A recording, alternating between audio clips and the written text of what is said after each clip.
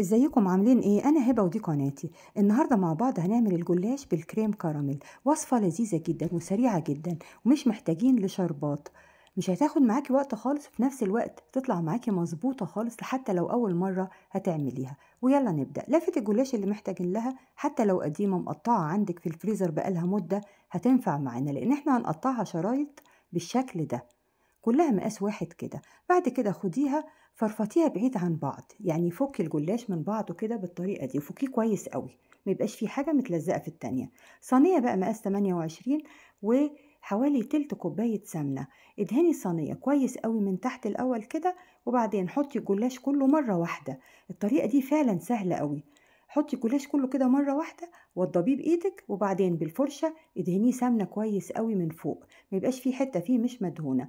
دلوقتي احنا مسخنين الفرن مسبقا على درجة حرارة 180. هنحط الجلاش على الرف الوسطاني وهنفتح النار من تحت بس. هياخد حوالي 25 دقيقة تقريبا وهيستوي من تحت كويس قوي. هتفتحي بقى الشواية 5 دقايق ياخد لون ذهبي فاتح وطلعيه. وهو في الفرن نعمل الكريم كراميل اللي احنا محتاجينه سخن. حطيت كوبايتين لبن، معاهم باكو فانيليا ومعاهم باكو كريم كراميل اهو. بديل الكريم كراميل ايه؟ معلقتين كاسترد لو عندك. وحطيت سكر 3 معالق سكر بس، هو ده كمية السكر اللي استخدمناها النهاردة. طبعا معقولة جدا بالنسبة للشربات، احنا في الشربات بناخد سكر كتير عن كده. قلبي بقى على البارد الاول، دوبي الكريم كراميل والسكر كده في اللبن، وبعدين ارفعيه على نار متوسطة لحد ما يغلي معاكي. اول ما يغلي نزليه.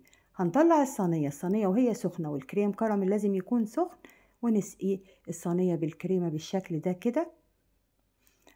طبعا الكريمة دلوقتي بديل الشربات، حطينا لها السكر اكتر من 3 معالق، فحلوة قوي قوي، نسبة السكر فيه معقولة جدا.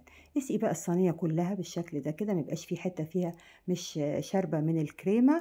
سيبيها بس 5 دقايق كده تتشرب الكريمة بتاعتها، وبعدين اقلبيها بقى وحطيها في طبق التقديم. اظن مفيش اسهل من كده ولا ابسط من كده، وفعلا طريقة اقتصادية جدا. يعني احنا محتاجنا لفة جلاش، نص كيلو لبن، وباكل كريم كراميل وشوية سمنة. بساط خالص. زيني بقى بأي حاجة أو ما تزينيش خالص براحتك. أنا حطيت شوية فستق مطحونين كده وشوية فستق كامل وكريزاية في النص كده. أي تزيين عندك، شوية جوز هند، شوية فول سوداني مكسرين، أي حاجة موجودة عندك زيني بيها. وقطعي بقى وقدمي. حلوة جدا، هشة، السكر بتاعها معقول، السوا بتاعها شوفي لونه حلو قوي، وبألف هنا. ولو عجبتك طريقتي النهاردة اعملي لايك وشير واشتراك في القناة بتاعتي، وباي باي.